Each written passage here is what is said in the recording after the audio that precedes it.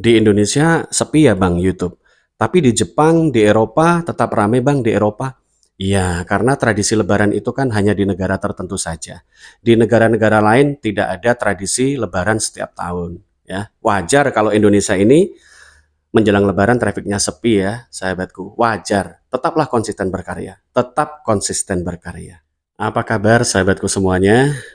Jelang Lebaran kali ini, Assalamualaikum warahmatullahi wabarakatuh. Selamat persiapan Lebaran untuk YouTuber pemula dimanapun kalian berada ya. Oke, kali ini kita akan membicarakan tentang bagaimana pengaruh video-video yang durasinya pendek yang kita upload terhadap rekomendasi yang ada. Begini sahabatku, akhir-akhir ini kalau kita menyadari ya, memperhatikan, akhir-akhir ini banyak iklan-iklan yang berdurasi panjang, iklan jam tangan yang fungsinya bisa terima telepon dan lain-lain ya, iklan-iklan panjang, iklan lagu, artis Korea atau mungkin artis dari luar negeri. Nah, ini menandakan bahwa sebenarnya YouTube menginginkan video-video yang durasinya cukup untuk memasang banyak iklan. Dan ini ada kaitannya dengan rekomendasi. Ya, kalau teman-teman sering membuat video panjang durasi 6 menitan, kalau belum monet, it's okay, nggak masalah. Karena belum monet, tentunya kita membayangkan menyediakan durasi yang tidak begitu panjang untuk saling kunjungan, biar sama-sama enak, ya toh? Nah, permasalahan timbul pada saat sebuah channel sudah monet. Kalau kita hanya upload video yang durasinya di bawah 5 menit, misalkan 4,5 menit, atau 6 menit, ya kan? Nah, ini kurang mengundang banyak iklan. Apa yang terjadi? Kalau retensi tersebut bagus, it's okay. Ya, penonton betah, bisa menonton 6 menit sesuai panjang durasi, itu akan menolong rekomendasi. Lebih banyak lagi disebar. Kalau ditonton lebih sedikit dari itu, misalkan video 6 menit ditontonnya 1 menit. Nah, ini juga akan memperlambat rekomendasi atau bahkan menghentikan rekomendasi yang lebih besar, ya.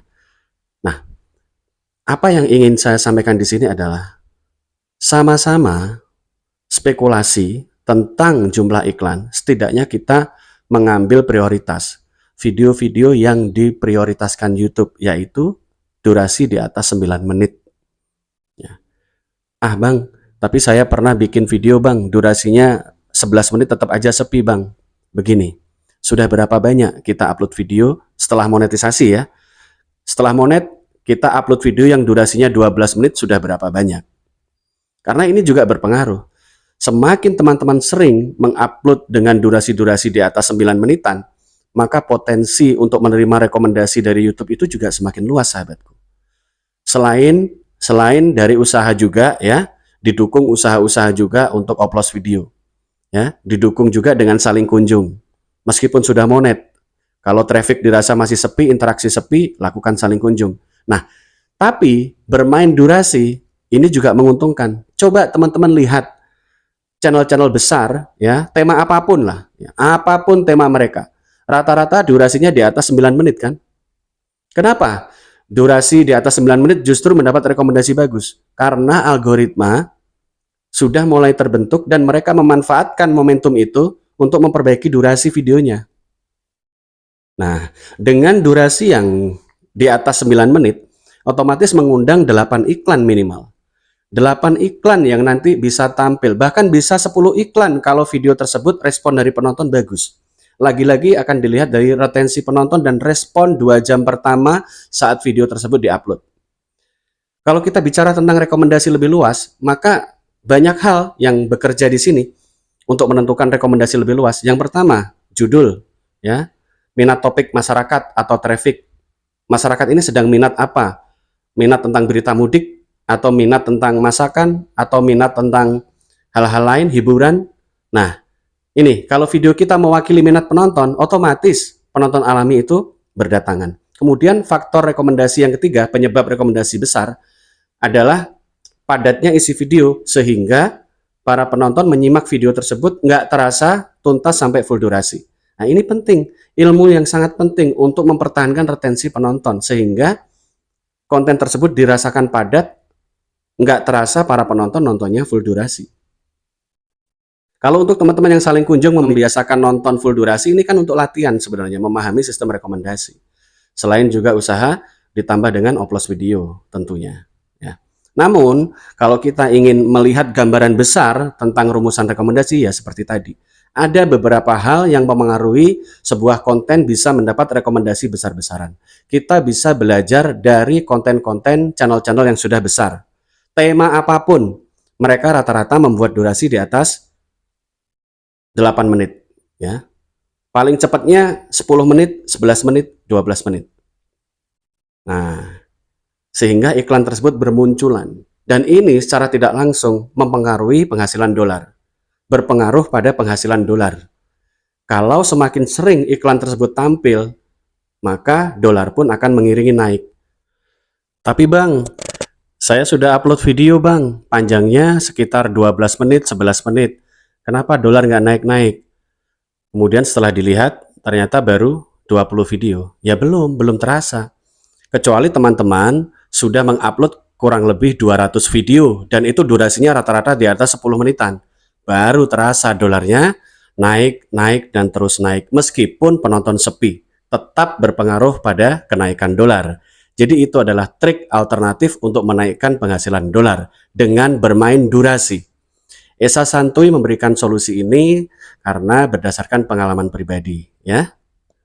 Nah, jadi tenang saja sahabatku, ya, sahabat YouTuber, tenang saja. Selalu ada alternatif-alternatif dan metode-metode untuk membuat kita segera mendapat penghasilan yang rutin dari AdSense YouTube, ya. Tergantung nanti, ya, setelah semua metode kita berikan, tergantung nanti bagaimana kalian mempraktekannya, mau praktek atau tidak. Seperti halnya upload video.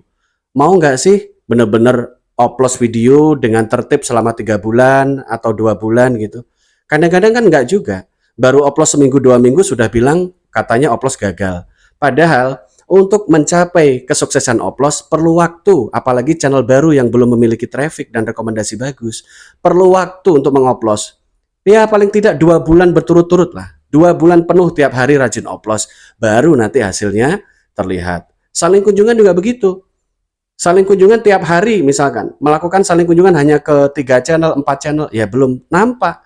Tapi kalau setiap hari melakukan kunjungan misalkan ke 20 channel-channel baru. Ya, kunjungan, menonton, memberikan komentar. Ya, sampai 20 channel tiap hari begitu. Besoknya begitu lagi ke 20 channel baru ya. Selalu mencari channel-channel baru agar rekomendasi disebar ke banyak channel baru sesama pemula. Nah, itu nanti kalau 2 bulan berturut-turut sudah nampak hasilnya. Traffic meningkat drastis. Asalkan disiplin melakukan semua teknik yang diberikan. Ya, jadi nggak nanggung, nggak setengah-setengah kalau ingin berkembang sekalian. Itu adalah kunci sukses di dunia YouTube. Kita kan bukan artis, bukan selebritis. Kalau mereka yang memiliki modal banyak, ya mereka bisa langsung pasang promosi di Google Ads. Tapi karena kita, ya, dengan semua keterbatasan yang kita miliki, alangkah lebih bagus kalau mempraktekkan metode-metode oplos, metode saling kunjungan dengan benar-benar serius. 2 bulan atau 3 bulan sudah nampak hasilnya dari saling kunjung dan oplos rutin tiap hari selama 2 bulan penuh.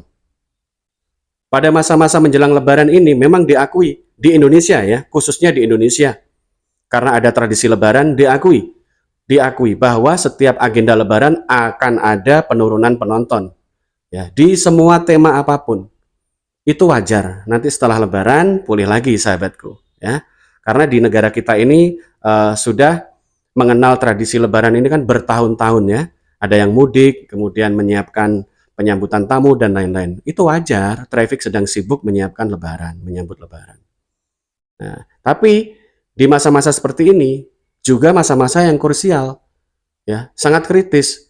Buat mental-mental yang mungkin mudah menyerah ya fatal, ya, bisa berakibat mundur.